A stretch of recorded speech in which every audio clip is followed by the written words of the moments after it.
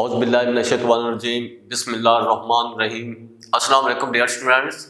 बच्चे, हमारा आज का टॉपिक जो है ज्योमेट्रिकल ऑप्टिक्स यूनिट, उसमें टोटल इंटरनल रिफ्लेक्शन बहुत ही इंपॉर्टेंट टॉपिक यहाँ पे।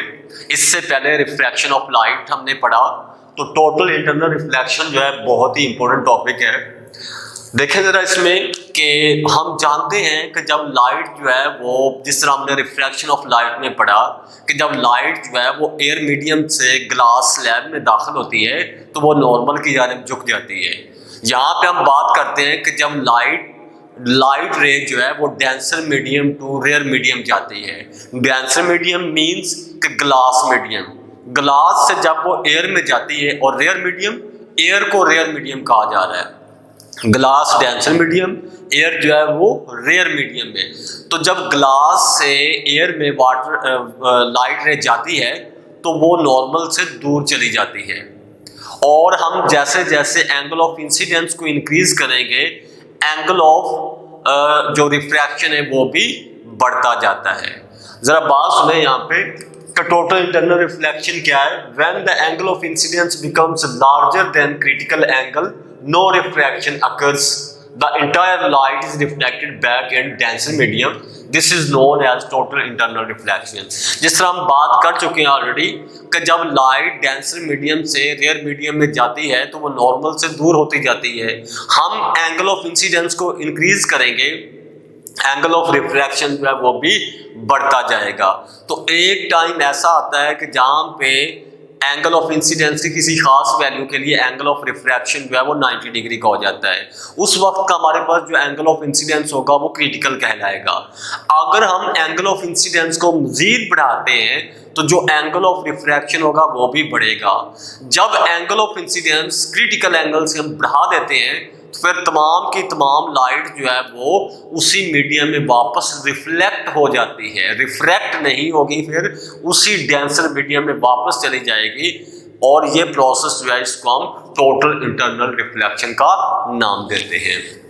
When the angle of incidence becomes larger than critical angle, कि जब एंगल ऑफ इंसिडेंस जो है वो क्रिटिकल एंगल से बढ़ जाता है, no refraction occurs, तो फिर कोई रिफ्लेक्शन नहीं होगा। The entire light is reflected back in denser medium, तो तमाम के तमाम लाइट जो है वो उसी डेंसर मीडियम में वापस चली जाती है। इस प्रोसेस को हम टोटल इंटरनल रिफ्लेक्शन का नाम देते हैं। अब जरा देखिएगा इसको, ये आपके पास कोई ग्लास स्लैब, ये ग्लास स्लैब आपके पास, और इसमें ये आपके पास कोई इंसिडेंट रे, ग्लास स्लैब के अंदर ये इंसिडेंट रे नॉर्मल के साथ यहाँ पे जो एंगल बनाती है एंगल ऑफ इंसिडेंस। अब यहाँ से ये ग्लास स्लैब ग्लास मीडियम है, इससे ये एयर में जा रही है, ये एयर मीडियम है आपके पास। तो ग्लास स्लैब से लाइट रे एयर में जा रही है। हम देखते हैं यहाँ पे कि उसका ओरिजिनल पाथ जो था वो तकरीबन यहाँ पे था, कुछ इस रास्ते पे उसको जाना चाहिए था, लेकिन वो नॉर्मल से थोड़ा दूर चली जाती है। अब देखते हैं हम, इसको हमने रिफ्रैक्टेड रे का नाम दे दिया, ये हमारे पास इंसिडेंट रे, ये हमने नॉर्मल ड्रॉ कर दिया। इस कंडीशन के अंदर जो एंगल ऑफ इंसिडेंस है वो क्रिटिकल से कम है। अब हम क्या करते हैं, एंगल ऑफ इंसिडेंस को इंक्रीज करते हैं। जब एंगल ऑफ इंसिडेंस को इंक्रीज किया जाएगा तो एंगल ऑफ रिफ्रैक्शन जो है वहां पे वो भी बढ़ेगा। अच्छा, हम क्या करते हैं, एंगल ऑफ इंसिडेंस इंक्रीज करते जाते हैं, एंगल ऑफ रिफ्रैक्शन जो है वो भी बढ़ता जाता है। एक ऐसी हद आती है जहां पे जाके एंगल ऑफ इंसिडेंस की किसी खास वैल्यू के लिए जो एंगल ऑफ रिफ्रैक्शन होता है यहाँ पे, ये 90 डिग्री का हो जाता है। ये आपके पास एंगल ऑफ रिफ्रैक्शन यहाँ पे, और ये कितना है, ये आपके पास 90 डिग्री का है। एंगल ऑफ इंसिडेंस की किसी खास वैल्यू के लिए जो एंगल ऑफ रिफ्रैक्शन है वो 90 डिग्री का है। जब रिफ्रैक्टेड एंगल हमारे पास 90 डिग्री का हो जाए, उस वक्त का जो एंगल ऑफ इंसिडेंस होगा वो क्रिटिकल कहलाएगा। सपोज मेरे पास ये एंगल ऑफ इंसिडेंस जितनी भी इसकी वैल्यू है, यहाँ पे एंगल ऑफ रिफ्रैक्शन जो है वो 90 डिग्री का हो जाता है। क्यों कि ये जो रिफ्लेक्टेड रे है ये क्या है कि ग्लास स्लैब के पैरेलल हो जाती है। यहाँ पे जिस तरह हमने बात की कि हम एंगल ऑफ इंसिडेंस बढ़ाएंगे, ये एंगल ऑफ रिफ्रैक्शन भी बढ़ता जाएगा, और ये रे जो है और बेंड होती जाएगी। तो यहाँ पे जाके जो एंगल 90 डिग्री का बन रहा है, रे जो है वो ग्लास स्लैब के पैरेलल हो जाती है, इस वक्त का जो एंगल ऑफ इंसिडेंस होगा यहाँ पे उसको हम क्रिटिकल कहते हैं। अब क्रिटिकल एंगल की भी डेफिनेशन देखें यहाँ पे, the angle of incidence that causes the refracted ray in rare medium to bend through 90 degree is called critical angle. कि आपके पास angle of incidence, critical angle होता है एंगल ऑफ इंसिडेंस ये, लेकिन कब, that causes the refracted ray in rare medium to bend through 90 degree, कि जो रिफ्रैक्टेड रे को रेयर मीडियम के अंदर 90 डिग्री के बेंड करता है, वो एंगल ऑफ इंसिडेंस जो है वो क्रिटिकल कहलाता है जी।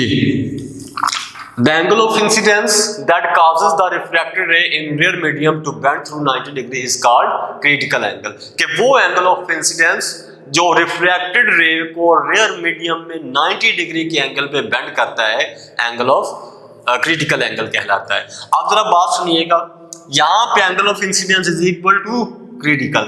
अब हम क्या करते हैं, इसको और जो है एंगल ऑफ इंसिडेंस को और बढ़ाते हैं, यानी एंगल ऑफ इंसिडेंस को क्रिटिकल से बढ़ाते हैं। उसके बाद क्या होगा कि जब यहाँ पे हम इस एंगल को और बढ़ाएंगे तो ये जो एंगल ऑफ रिफ्रैक्शन है ये और बढ़ेगा।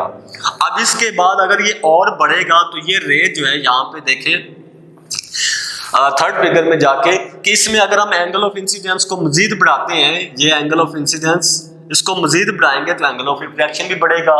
तो फिर होगा क्या कि जब आप एंगल ऑफ इंसिडेंस को क्रिटिकल से बढ़ा देंगे तो फिर रिफ्रैक्शन नहीं होगा इस केस के अंदर, नो रिफ्रैक्शन, बल्कि वो तमाम की तमाम लाइट या वो लाइट रे जो है वो उसी ग्लास स्लैब के अंदर वापस रिफ्लेक्ट हो जाती है। अब हम इसको रिफ्लेक्ट नहीं बल्कि रिफ्लेक्ट कहते हैं। तो इस तरह से इस केस के अंदर जो एंगल ऑफ इंसिडेंस है वो ग्रेटर देन क्रिटिकल हो जाएगा।